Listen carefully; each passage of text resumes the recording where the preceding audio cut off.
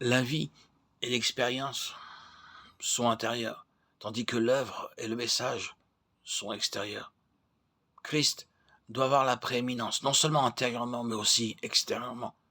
C'est pourquoi dans l'œuvre et le message du croyant, il est aussi le premier. Christ doit avoir la prééminence dans l'œuvre du chrétien, car nous sommes son ouvrage, ayant été créés en Jésus-Christ, pour de bonnes œuvres que Dieu a préparées d'avance, afin que nous les pratiquions. Éphésiens 2,10. Car je n'ai pas eu la pensée de savoir parmi vous autre chose que Jésus-Christ et Jésus-Christ le crucifié.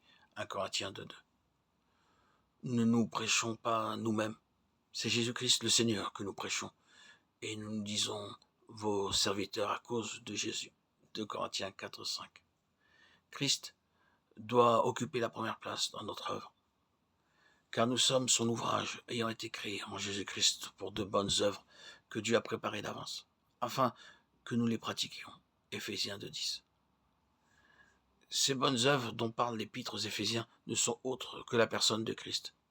C'est pourquoi marcher dans de telles œuvres signifie marcher en Christ. Mis à part nos occupations quotidiennes, nous faisons tous l'œuvre de Dieu. D'où l'importance de marcher dans les bonnes œuvres de Dieu. Il y a une grande différence entre servir Dieu et travailler pour Dieu. Beaucoup travaillent pour Dieu sans le servir. Une œuvre fidèle, si elle est réellement pour Christ, s'estime en fonction du motif et du but qui nous pousse à agir. Faire l'œuvre de Dieu comporte des satisfactions et des souffrances. Bien que toujours difficile, elle offre des temps de prospérité. Elle possède un certain intérêt et une attirance. Fréquemment, nous œuvrons par intérêt et non pour Christ. Beaucoup courent ici et là pour gagner une réputation dans l'œuvre. Certains fournissent même un énorme travail, mais en réalité, ils n'ont pas servi Dieu. D'éternité en éternité, Dieu œuvre pour donner à son Fils la prééminence. C'est pourquoi nous devons aussi travailler pour Christ.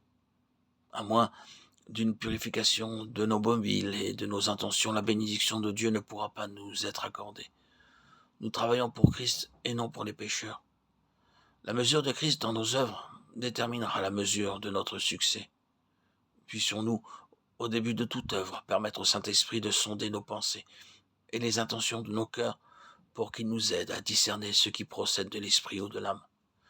Nous ne devons pas œuvrer pour notre croissance, pour notre groupe ou même pour notre enseignement préféré, mais nous devons travailler uniquement pour Christ.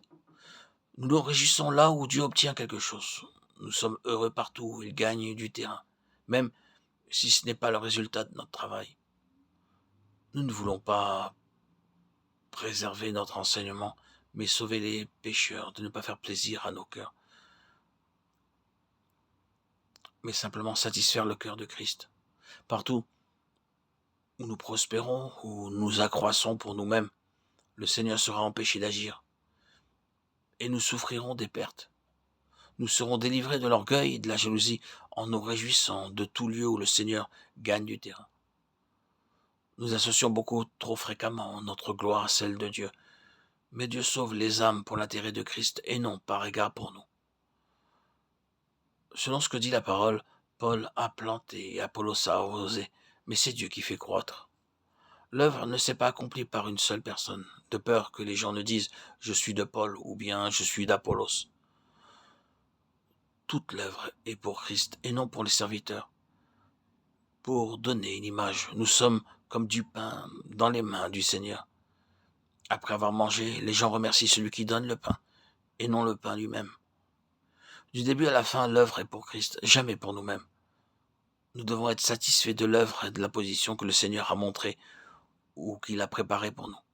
Nous ne devons pas nous glorifier de ce qui a été fait dans les limites assignées à d'autres. 2 Corinthiens 10,16. Combien nous aimons déserter notre champ et fouler le terrain assigné à d'autres. La question n'est pas de se sentir capable de travailler, mais de savoir si Dieu nous l'a commandé. Les sœurs, par exemple, ont besoin de garder leur place. Que les femmes se taisent dans les assemblées, car il ne leur est pas permis d'y parler, mais qu'elles soient soumises selon que le dit aussi la loi. Si elles veulent s'instruire sur quelque chose, qu'elles interrogent leur mari à la maison, car il est malséant à une femme de parler dans l'église. 1 Corinthiens 14, 34. elles ne doivent pas trancher ou décider avec autorité par la parole de Dieu. Je ne permets pas à la femme d'enseigner ni de prendre de l'autorité sur l'homme, mais elle doit demeurer dans le silence. 1 Timothée 2,12. Dans toutes nos œuvres, nous devons laisser à Christ la première place.